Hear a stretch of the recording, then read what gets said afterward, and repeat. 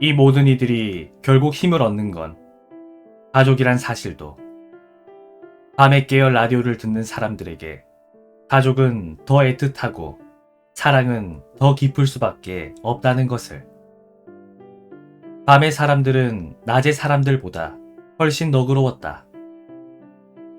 상처 때문에 잠 못 이루어도 다른 이의 아픔에 기꺼이 공감할 줄 알았고 위로하고 싶어 했다. 죽을 만큼 힘들어도 기꺼이 함께 웃어줄 줄 알았다. 왜 이다지도 착한 사람들은 많은 걸까? 어떻게 이렇게 곱디고운 마음을 품고 살 수 있는 걸까? 참 고맙습니다. 밤의 시간과 이야기들, 그리고 함께한 노래들, 한 줄의 이야기에서도 드러나던 아름다운 인생들에게, 하나하나 소중한 이미 고마운 당신들에게. 안녕하세요. 부크박스입니다. 이번에 읽어드릴 책은 이미 넌 고마운 사람입니다. 그럼 좋은 시간 되시길 바랍니다. 난 또 별거 아닌 너의 말이나 행동에 고민하기도 해. 어쩐지 힘없이 들렸던 목소리라던가, SNS나 카톡 프로필의 문구라던가. 무슨 뜻일까? 마음 쓰느라 길을 잃듯 마음을 잃어. 쓸데없는 걱정에 밤을 지새우기도 하지. 그렇게 자주 헤매고 쓸데없는 걱정에 빠진다 해도 남들은 못 본 너의 작은 매력을 나만은 찾았기에. 그래서 너를 만나 사랑에 빠졌기에. 둘러가는 사랑이라도 자꾸 너와의 사랑에 길을 잃어도 난 행복하다고 그렇게 말하고 싶다. 지나고 나서 가장 후회하는 건 제때 자신의 감정을 표현하지 못한 것 아닌가 싶어. 연인 간의 사랑뿐만은 아닐 거야. 부모님께 더 많이 사랑한다고 말했어야 했는데 그러지 못한 걸 우린 또 후회하지. 또 이런 경우도 있어. 싫다고 해야 했는데 왜 그렇게 참았을까? 미안하다고 말했어야 하는데 왜 자꾸 미뤘을까 하는 것도. 감정 표현을 제때 하지 못한 후회가 지나고 보면 제일 큰 것 같아. 지금은 어때? 다른 건 몰라도 사랑한다는 말은 미루지 않았으면 좋겠다. 조금만 더 용기를 내보자. 먼 훗날의 내가 지금의 내게 가장 간절하게 바라는 것도 아마 그것일 테니까.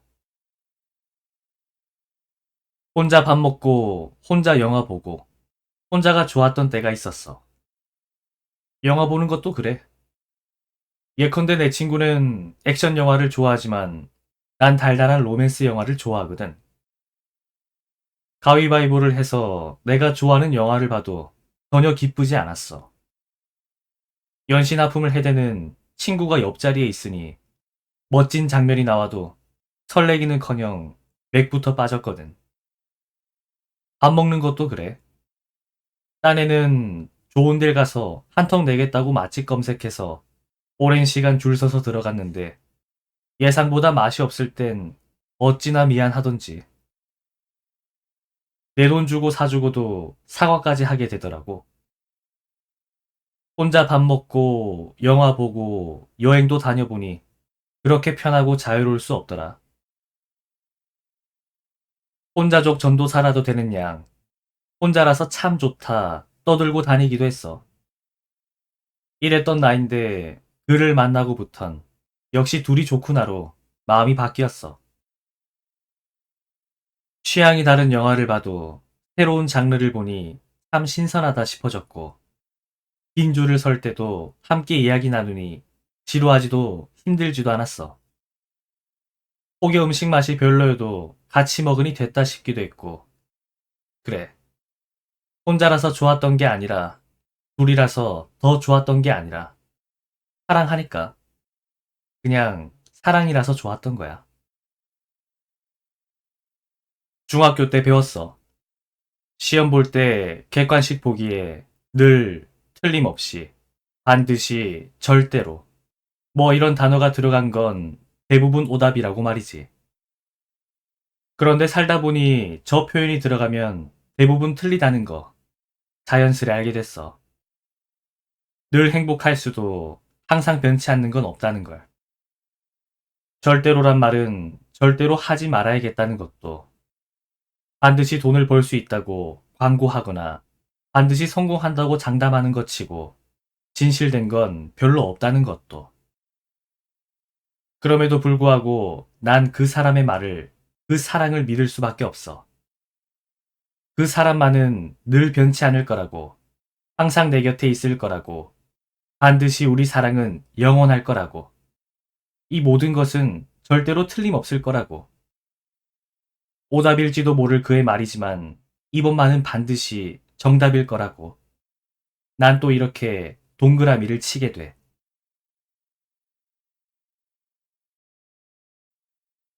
네잎클로버를 찾아본 사람은 알 거야.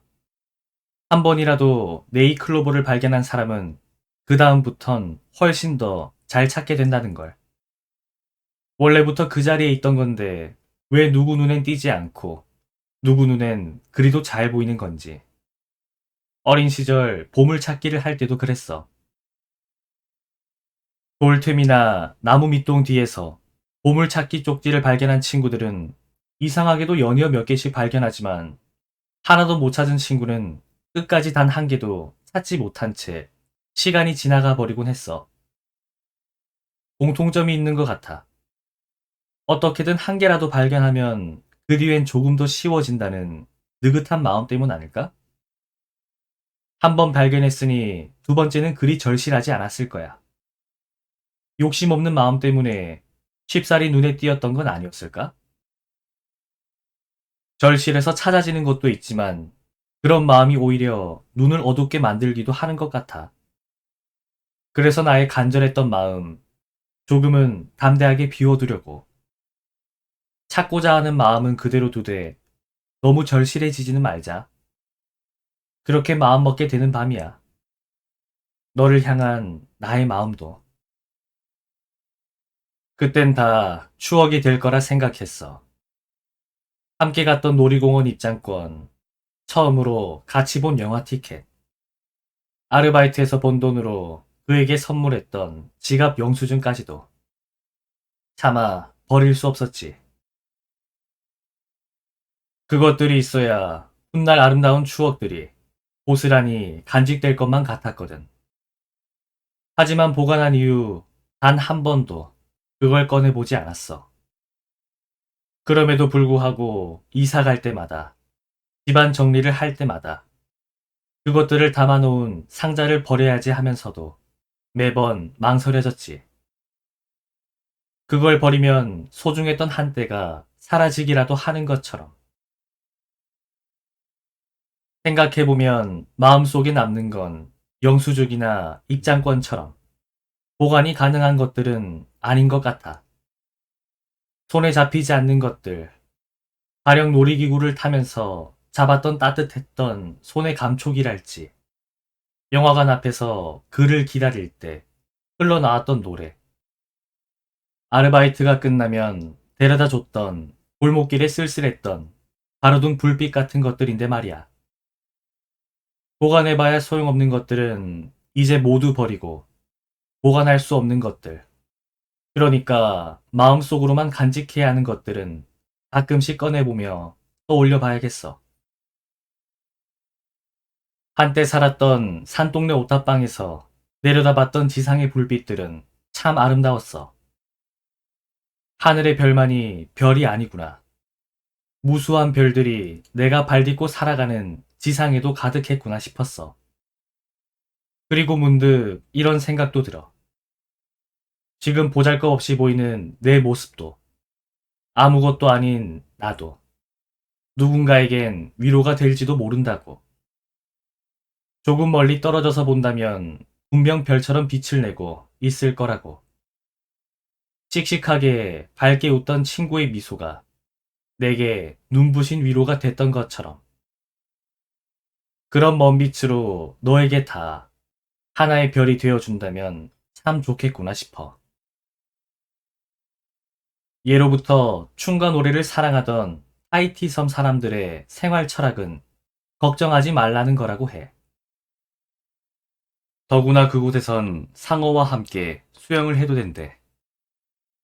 한 번도 사람을 공격하지 않은 유순한 종이기 때문이라는 거야. 이런 곳이 지구상에 몇 곳이나 될까? 그래서 그랬을 거야. 인상파 화가 폴 고갱이 하이티에서 여생을 보낸 이유가. 하지만 지상 천국 같은 그곳에도 뜻밖의 비밀이 하나 있어. 하이티 원주민의 자살률이 매우 높다는 거야. 낙천적인 사람들이 왜 그랬던 걸까? 한 인류학자가 단서를 밝혀냈어. 이들에겐 슬픔이란 단어가 없다고 해. 슬픔을 느끼지만 표현할 수 없고 누군가와 함께 나눌 수 없기에 그것을 정상적인 감정으로 받아들이질 못하니 자살을 선택해버린다는 거야.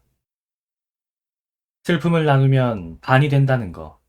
그냥 하는 말이 아니었어. 그러니 마음속에 담아두려고만 하지 않았으면 좋겠다. 내게 말해줘. 너의 슬픔을, 너의 아픔을. 말로 표현하기 힘든 무력감일지라도